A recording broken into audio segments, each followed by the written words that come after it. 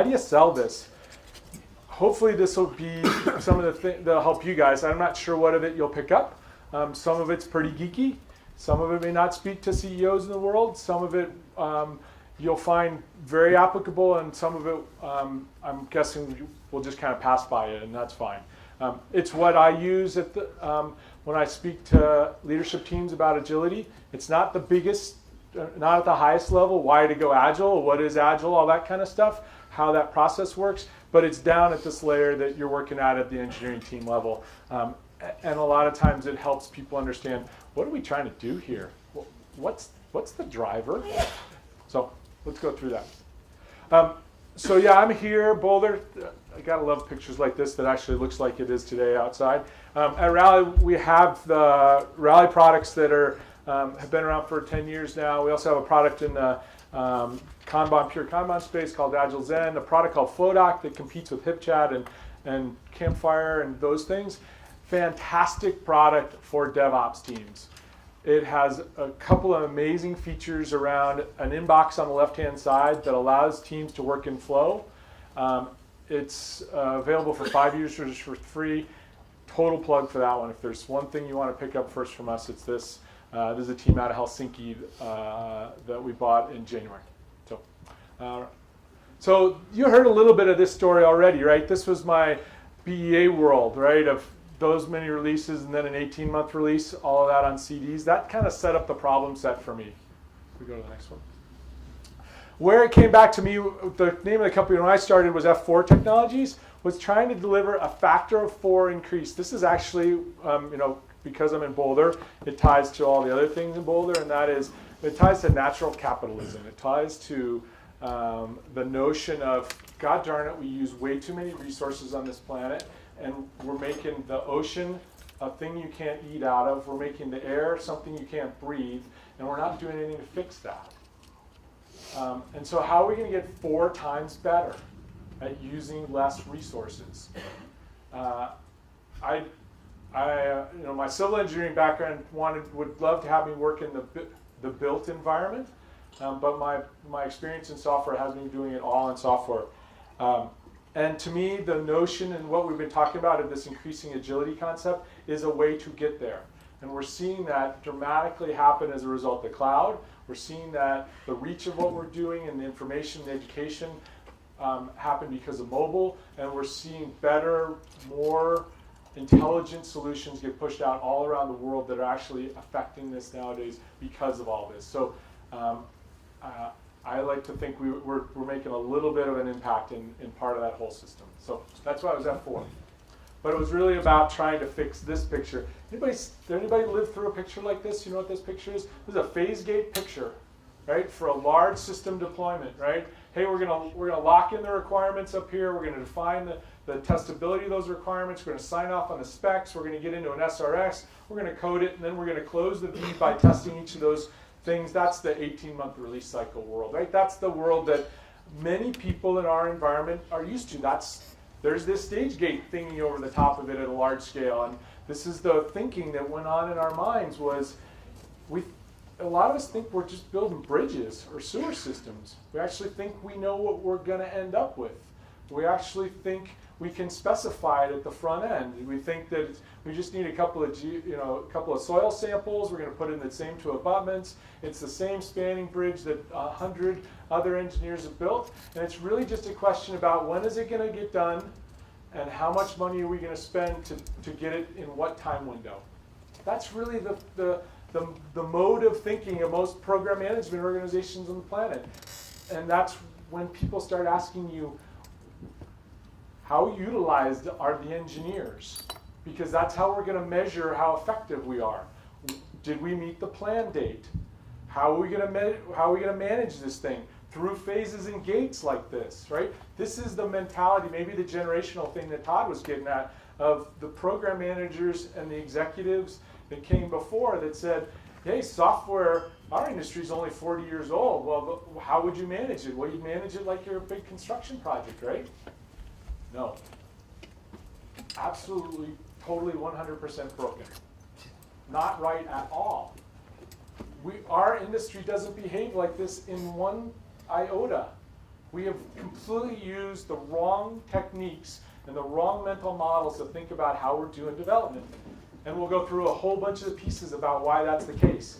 The main concept is we don't understand what we're building, and we have lots of options and choices about what features we pull through the system, where we put our resources, and how we spend them. And what comes out the other end is totally in our control. This is much more like playing the stock market with real options than it is like building a bridge. It doesn't matter if you deliver a bridge at the end. Nobody bought the bridge. Nobody came for that. They came for revenue, impact, customer happiness, employee happiness. They didn't come to buy a bridge. None of the VCs wanted you to build a bridge. They want you to build success. They want you to dent the world. So if you have this mentality that I'm being measured on building a bridge, it's just flat ass wrong, and you're going to hurt everything you're doing by thinking that way. Next slide. Problem with these approaches, from a queuing theory, how many people work in the network stacks? Any queuing theory folks in here, right? Okay, anybody driving a traffic jam? We know what happens in traffic jams. How do we fix traffic jams in the US? Lay on the horn. What was that? Lay on the horn. That's a good one. Yep. More lanes. Oh, there's an interesting answer. Is that really the answer to a traffic jam? Anything else? Less cars. Less cars. That's a good answer, yes. Change the time that you commute. Change the time you commute. We put stop. Synchronize the stoplights between the. We synchronize stoplights. Congestion, right? There's another good one too. On-ramps. We put stoplights on on-ramps. Why do we put stoplights on on-ramps? To change what happens on the lane. There's only so much capacity in a highway, right? So given that capacity, as soon as it reaches congestion, then everybody gets slowed down because you're building a big batch, and the amount of time to clear the congestion is proportional to the size of the batch. So if we can keep the batch from building up, we can keep the congestion from happening. What happens when you build big batches in addition? What's the inventory that gets accumulated while you've got a big batch? Big pile of code, lots of usually undiscovered defects of some form, whether they're requirements defects, about the analogy we were talking about before of the site doesn't convert very well. That's an interesting feature. That's a wonderful ad banner, and less people buy. Crap. We implemented it perfectly, it runs well, it scales effectively, and it doesn't convert. That's a requirements feature, right? Oh, we implemented it poorly. It's a synchronized thread. Every time you enter a medical record request to get healthcare in the United States, you have to be pre-approved every one of the sessions, so we leave a live session open on every one of those servers. Why isn't it scaling? Because we don't have enough servers. It doesn't scale horizontally when you make a system like that. It's all congestion-based problems because of these giant queues. What does Agile do?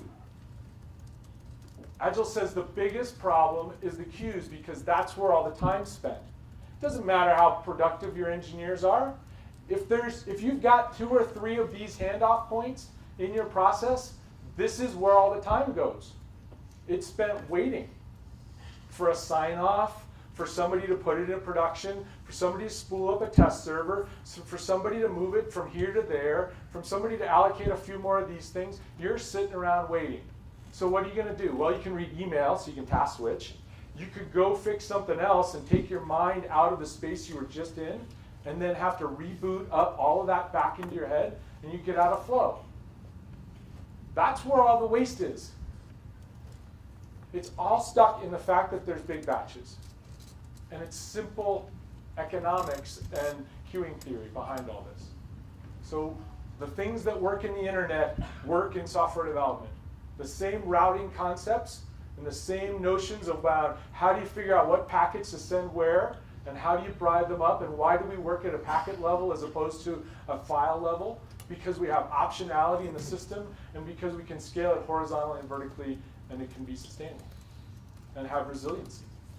So should your software development process look like a bridge building exercise or a packet routing system?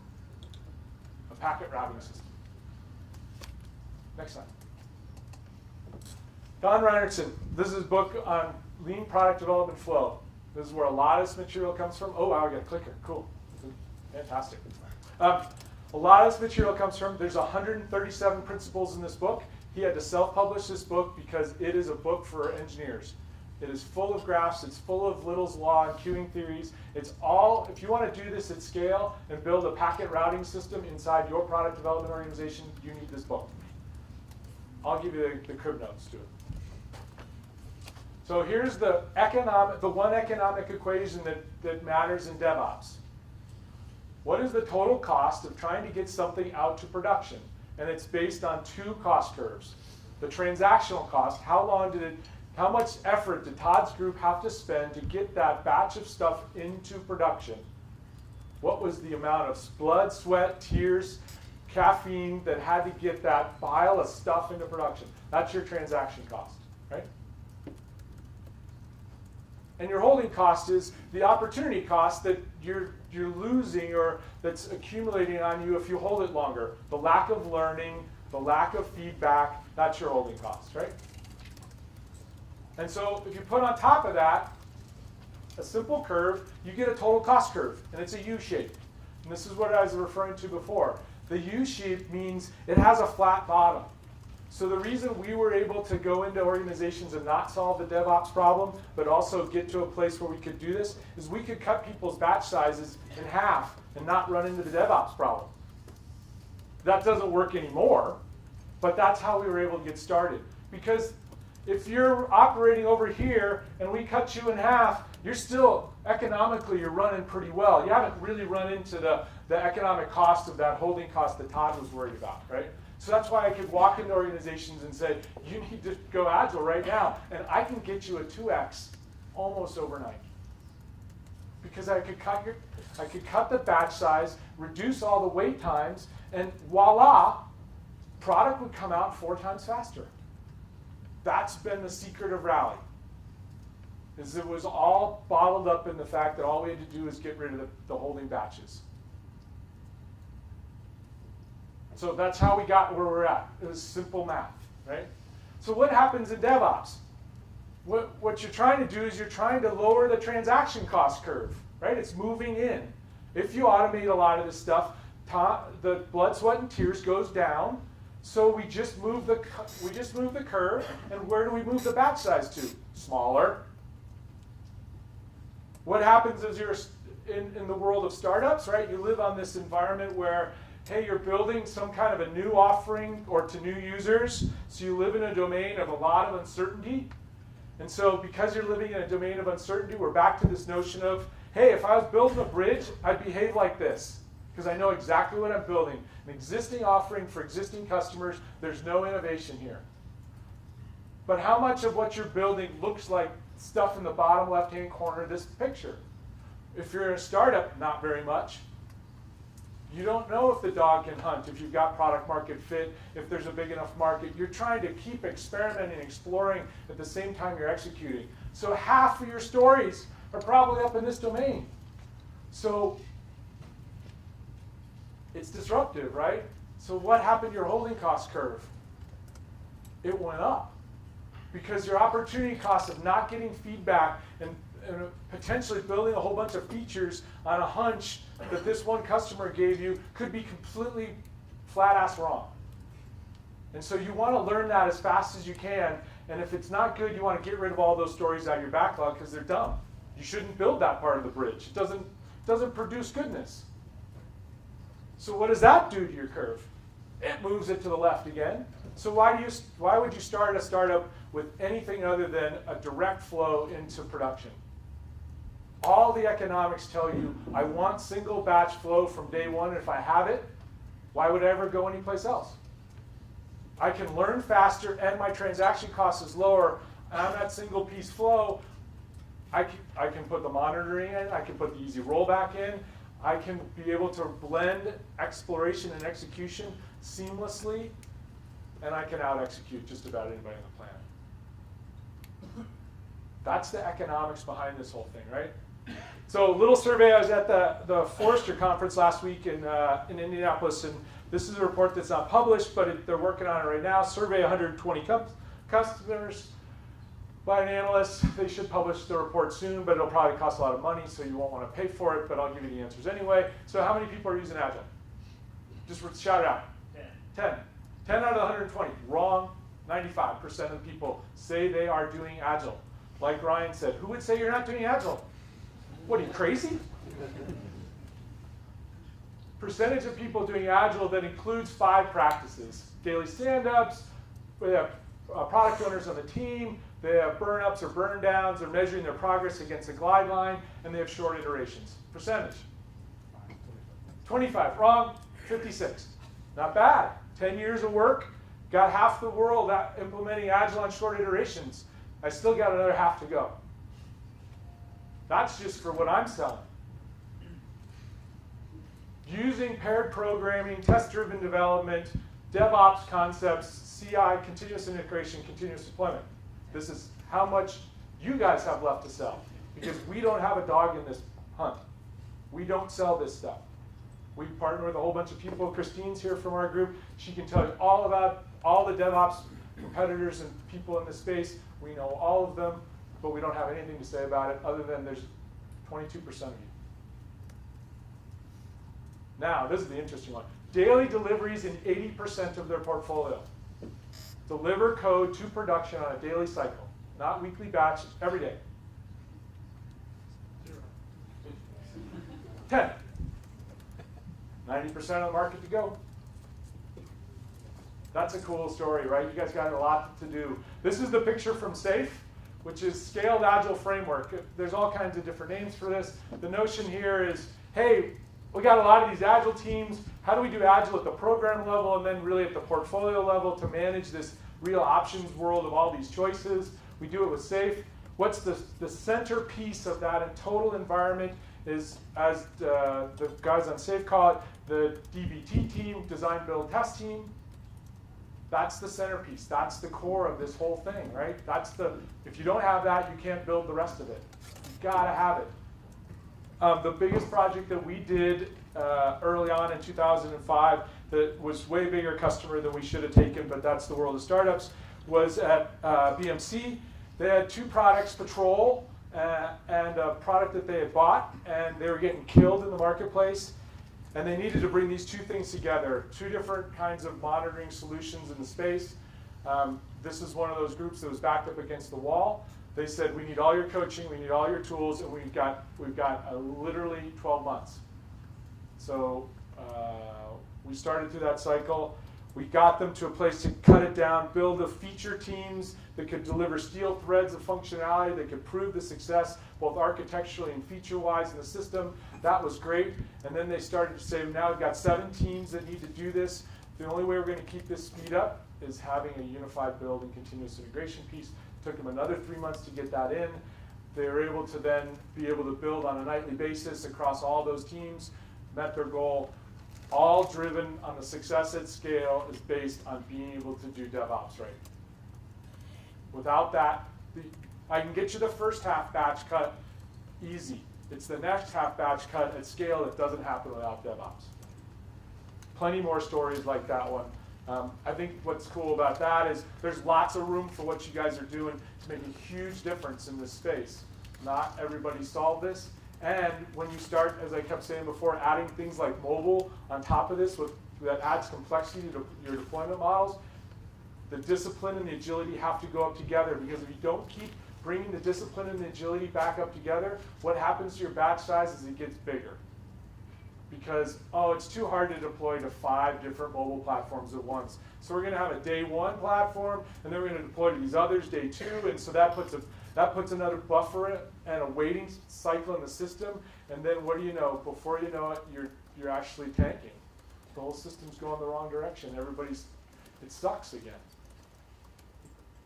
So it's a never-ending march of continuously getting better.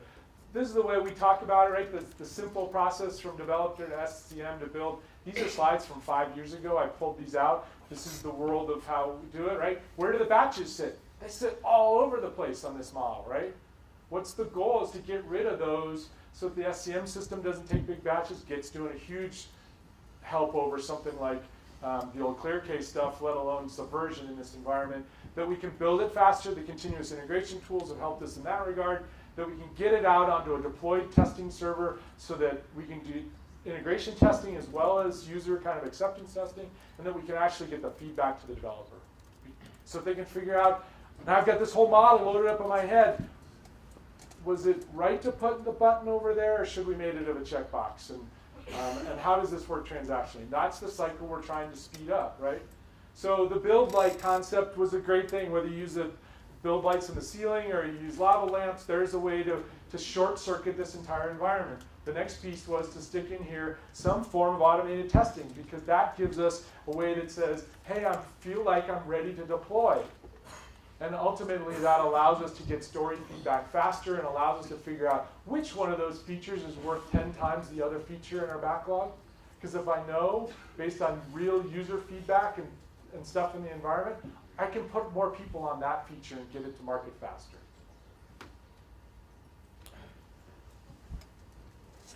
That's really what the three things that I was talking about. This is all about more discipline,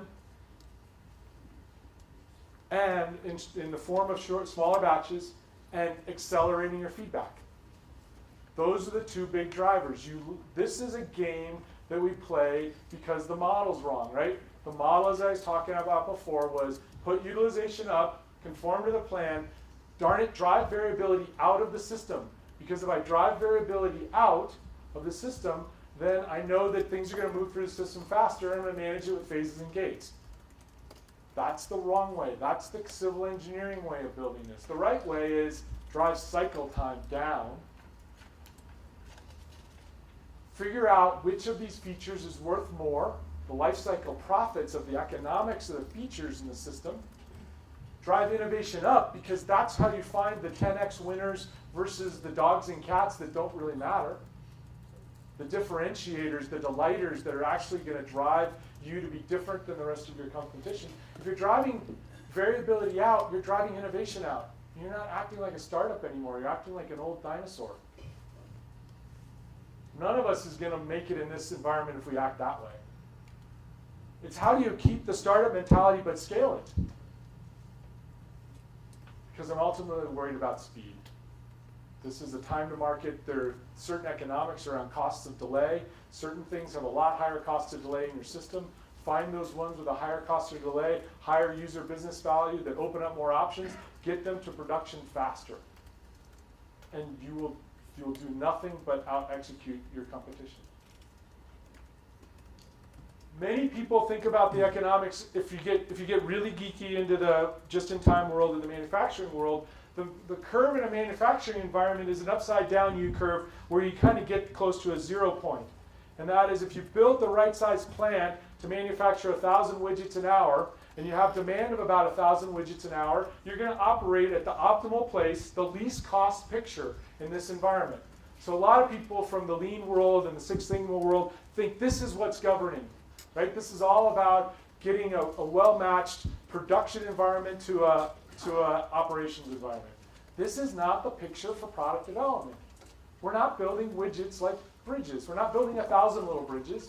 We're placing bets. It's a roulette wheel. We're trying to figure out which one of those bets is right. So it has a payoff curve, and some of these curves are astronomical, and some of these are basically flat. And the best entrepreneurs use lean startup techniques to figure out where the demand is, and they build those features, and the best software is the software they don't build. It's the dogs and cats software that's not worth anything. That's going to build a huge tail that you're going to have to maintain forever, that's going to suck all your resources into a place you don't want to be. Partner all that stuff. That's called context. Find the right core where you can hum. That's the game of product development. This is the economic curve you're operating on. It's an option pricing environment.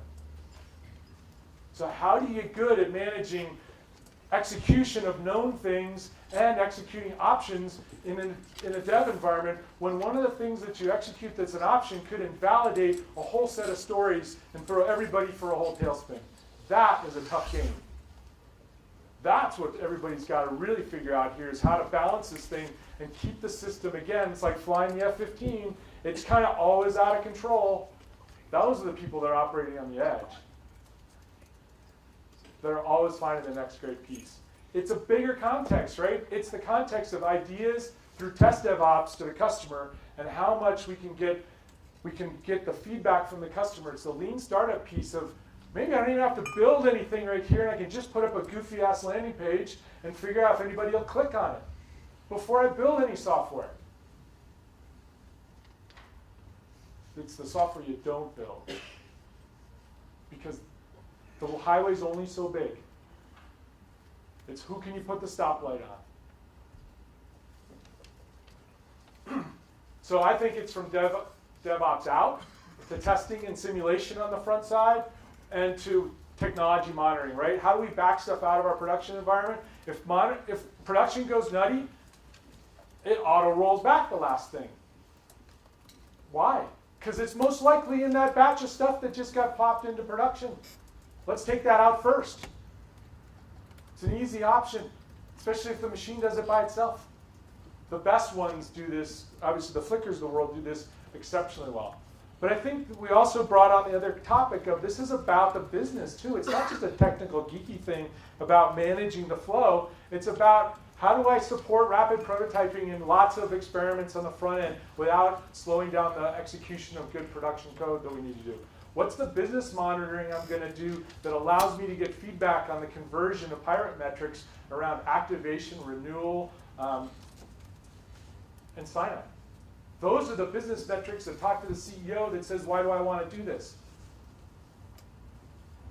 I think that's the great opportunity here. It's the fact that you've got something that can totally impact the business at the same time as you can totally impact the production pieces of what's going on. If you can see the whole, you can lower your batches, increase your feedback, and run a space that nobody else can run. There we go. Thanks.